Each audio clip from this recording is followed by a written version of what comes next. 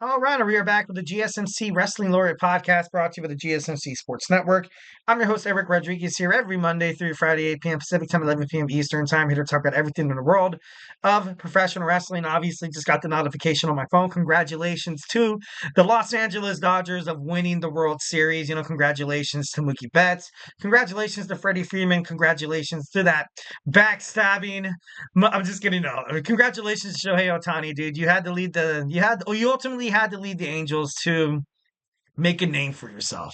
So definitely got to, love and respect my man Shohei. So, congratulations. It would have been awesome if we could have, enjoyed some of that glory there. But, as an Angels fan, the heartbreak continues.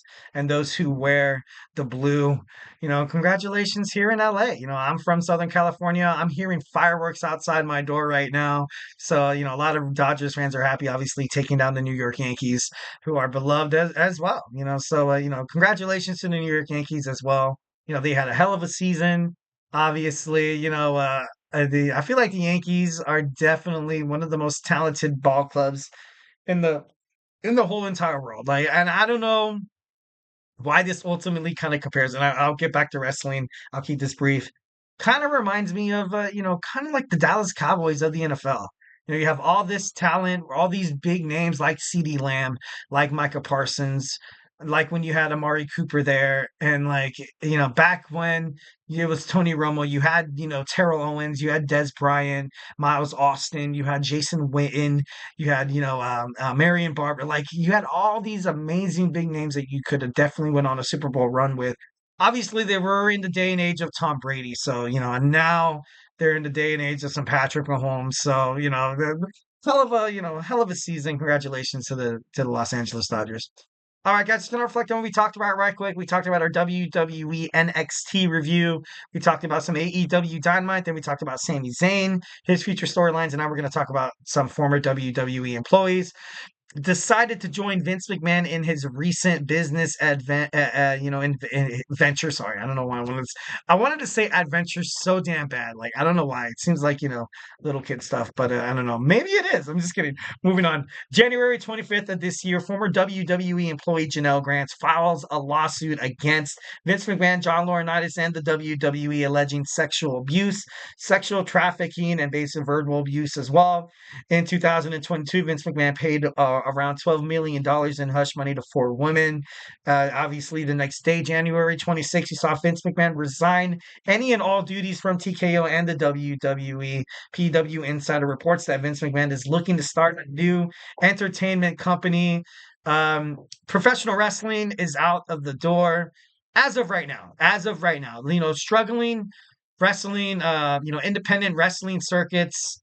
Recently, you've seen not Vince McMahon, Triple H, Paul Levesque, come out in terms of social media saying that WWE is now going to actually kind of replace what was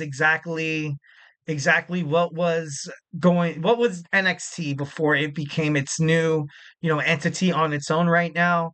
Now it's going to start reaching out to a lot of independent professional wrestlers that one day dreams of being a WWE superstar, kind of extending their hand out there, not really kind of having any business, negotiations or any agreements or handshakes, anything yet.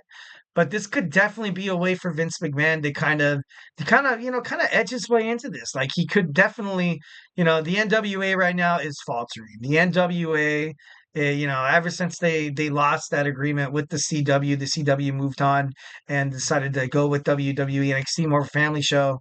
And the only blame you had to give was to the NWA writers, the National Wrestling Alliance, who had this booking or this spot on television on the CW network where you saw one of the NWA superstars, wrestlers, go out to the crowd and do a quote unquote like a doing drugs, a controlled substance with the fans. And it's just silly. The CW was like, no, you know what? No, thank you. I'm good. So maybe Vince McMahon could try to find his way to get his grubby little paws on it, but it's anything can happen. Got a chat from my man Anthony Mazzano. What's up, my man? Hope you had a great Wednesday. What are your thoughts on the VID program? That do you think that it's just an upgraded version of NXT? uh, line in next, I think NXT. Yeah, yeah, yeah. And what they have now, and I think that's exactly 1,010% correct. A couple of months ago, when you had this announcement of NXT going on to the CW, and I I like it. You've seen a lot of success in what NXT is doing right now with their collaboration with TNA, and you're getting a lot of these interesting styles of wrestling. Of course, you're acquiring big names like Zarya. You're having Jordan Grace come every now and then. You have Julia. You have Stephanie McCure. If you look and pay attention to their matches, it's a whole different style of wrestling. The way they control the tempo inside the squared circle is it's super cool. That's something that a lot of wrestling fans and a lot of you know women in WWE, in NXT, that are kind of like, all right, gotta kind of ultimately take this one at a time. That's something, the reason why Shawn Michaels isn't adding Julia or Stephanie McCourt to be in any main event spot to challenge or to be an NXT champion or an NXT Women's North American champion. You kind of have these unwritten rules in wrestling. You have to have chemistry with your fellow wrestler. And obviously that's not a knock against Vicure and Julia based on language barriers. It's just it's just going to take time. And I feel like in time they are going to be a huge face inside WWE, and it's just it opens the door to all these amazing wrestling superstars that could definitely find a way to make their scene onto WWE. Joking around, I honestly think the entertainment company that Vince is reported at might be getting involved in might be an adult entertainment, opening up a film company there. Maybe that could work. I do love that. That was actually kind of funny. It's set to be, it's set to kind of ground its headquarters in Los Angeles. That's what I read. And obviously, Silicon Valley. I'm just kidding. No, no, not moving. Not saying too much about that. But that's kind of funny. So do you think NXT becomes a purely third show now, and WWE creates another developmental show that is going to be on YouTube exclusively or on Netflix? On the Netflix, I never thought of that idea, but that could be money. That could be money, and especially on YouTube, like, you have WWE Speed on X. I honestly don't know how long that is going to last. I watched it when it first came out, and I didn't really like it, being honest to you. Especially once when you saw. I felt like that show was ultimately created to kind of keep Ricochet afloat in WWE. And then once when he lost the title, it was like, all right, now who's gonna win it? And you have people like Bronson Reed fighting and stuff like that. Like, you're like, dude, like, why are this is kind of like supposed to take the place of like the cruiserweight title, like 205 Live. But I could see NXT like a level up coming to perhaps like a Netflix. That would be ultimately badass. Or on YouTube. That's something they can definitely market, and they can start bringing in a lot of these new different wrestling fans from different regions of the world, like wrestlers from New Japan Professional Wrestling, like Stardom, like the GCW. And you have all these amazing talents. And, even in Latin America, in this recent partnership with WWE and TKO Holdings with the UFC, they recently opened up a performance center in Mexico City, where they're hoping to bring MMA fighters to the UFC, because I think they said over like 60% of the fighters in UFC are part of Latin American descent. They're all part of 20 different Spanish speaking countries, and WWE definitely could throw their hat in the ring as well. They had a couple of super shows that happened in Mexico City, where you saw the debut of Stephanie Vacura, the former CMLL World Women's Champion, New Japan Professional Wrestling, Women's Strong Champion. So, definitely the sky's the limit. And, I love that they're doing this. It's about time that they did this. For the longest time, you had WWE as that no-go show. They don't want any part of the wrestling, independent circuit. Vince McMahon is, oh, we're better than everybody else, and we know it. Like, you know what I mean? Also got a chat from my man Anthony. I've said this from the beginning. Also, the WWE ID program could be a way to get Mexico and break up the cartel that is Mexico wrestling that's controlled by the CMLL and the AAA. I think in the past podcast, I think you actually, schooled me on a couple of CMLL facts. I check tabs on it here and there. Obviously, I feel like you probably, your area of expertise more than mine. But that's crazy if if it's ran by the cartel, that's insane. If that's the case, then maybe something definitely has to change. Like it's owned right now. It was recently accumulated by Tony Khan. I don't know if anything kind of funny is happening there, but it would be it'd be crazy. Do you feel people are over exaggerating by panicking? They feel that this is going to be a territory situation all over again with the WWE ID program. With the territories, you know, I'm perhaps because I know that's how the NWA had so much of their success in the past. When I say the past, probably like in the '80s and stuff like that, and it was eventually, kind of, taken not taken over, but it was purged by Vince McMahon of their talent. But overreacting, possibly, and panicking could definitely be a great way to put it. I think you misunderstood what I meant when I said cartels. I'm saying the wrestling business is run by two companies in Mexico. Oh my God, I was gonna say, I was like, dude, that's at the same time, I was like, dude, that's dangerous. But a wrestling company ran by like Mexico cartels, you'd be like, damn, that could be interesting. I'm just kidding, no, but I don't know. It would be that would have been pretty interesting. But ran by the two companies. That's you know right now with professional wrestling and with the new day and age of digital media, I feel like it'd be cool to kind of just have something different, and I did manage to kind of watch a lot of I think I watched the New Japan Professional Wrestling. I watched highlights a couple weeks ago when I was doing their damn it, what was it? King of Wrestling I think it was King of Wrestling. And there was a couple of stars that were, very prominent within the world of CMLL. And I was like, dude, that's I think they do great inside the ring.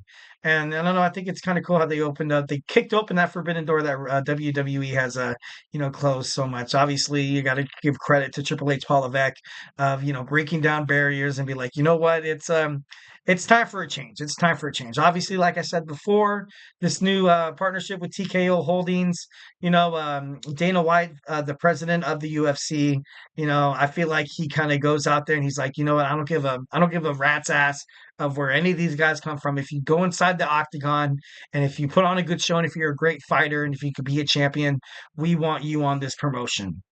I feel like right now WWE has, kind of assumed a lot of a mentality in terms of, the UFC and stuff like that. I'm still saying that I'm sticking to my guns. I think they're slowly setting up Darby for heel turn. Oh, we got a first spoiler of the night. Awesome. Oh my God, I'm interested to find out how that Dynamite went. I can't wait to see it. Anthony Mazzano also says, but he feels Tony doesn't believe in him to be the face of the company and the champion. Maybe creating this. You know, I that storyline maybe could possibly, come in fruition. I feels like Tony took his title. I agree. Like John Moxley all of a sudden was like, "All right, I want to challenge Brian Danielson," and Brian Danielson was like, "Yeah, I kind of have to go and get neck surgery, and the only person I really want to drop my title to is the Mox." And he was like, "All right, done and done." So maybe perhaps we could have Darby Allin turn heel. It'd be pretty awesome. It'd be pretty cool. Like, I'm not against it. I definitely feel like his character is, obviously mostly known as like, babyface, but he kind of has this dark, like, glow to him where he kind of has his demons, and then sometimes his demons can overall, kind of override his contention and his ultimately his damn it, what am I trying to say? His aspirations, and kind of be like, kind of be that devil on his left shoulder and be like, hey, if you do this and that and the other, you'll get the respect, you'll be the face, you also earn another title shot. So I definitely think that storyline would be it'd be worth the darn to kind of give it a shot. All right, moving on for the rest of this segment. Gotta totally speed this up. He said it's gonna be PW Insider reports McMahon is looking to start a new entertainment. The entertainment hub company financially, backing and developing, producing film and TV shows. Hopefully not in the adult film industry, although that would be, kind of be like, not really surprised. But there's no plans of launching anything close to the WWE. They're focusing on fiction and nonfiction projects. Several WWE alumni have already, been confirmed to have been working with Vince McMahon, getting this company started, helping it, get afloat. Of course, once when the legal issues, if ever, are kind of resolved. Right now, it is on hold by the U.S. Department of Justice. Former WWE CEO Brad Bloom, Kristen Paltry, also Janel Grant's representative Kendra Kenda Barkoff Lamy had this to say. She said, and I quote, both on and off the camera, Vince McMahon has built a reputation of a violent outburst, sexual deviances, manipulation, and abuse. No, anyone who cares about these victims should definitely not kind of subside and join business with this absolute monster. You know, I don't know. It's not really. He must be made accountable for. I agree. I agree 1,010%. Obviously, the allegations and stuff like that. Vince McMahon has had a long reputation of exactly what this what a representative, what Janelle Grant's representative was saying. So it's not really that far fetched, or not really like slander, because it's like, all right, all of it seems like it's kind of like, all the writings on the wall. But I don't know, it's a delicate situation, obviously, in terms of, especially speaking about it on the podcast. Definitely wanted to ultimately kind of float around the possibility of him, being in charge of an entertainment conglomeration. A lot of outside perspectives, who exactly will join this company is, it's gonna be thrown up tonight. It's gonna be thrown up, not tonight. It's gonna be thrown up, within the next couple of months. What's gonna happen with these allegations? Is Vince McMahon gonna be acquitted? Is he gonna be found guilty? Obviously, can't really, say anything like that. Um, it's just going to be interesting to find out if he tries to find his way back into the wrestling world once again, or link up with a couple of wrestlers that ultimately still, that still love him back, Vince McMahon. Like, for example, like Brock Lesnar, and he's a Brock Lesnar, he's a Vince McMahon guy, but it should be interesting to find out, moving forward. All right, guys, rapidly running out of time like always. Gonna try to finish us off with our Wednesdays weekly wrestling news. So grab your favorite snack, grab your favorite ice cold beverage, and join me here after this commercial break. So hey, do not go anywhere.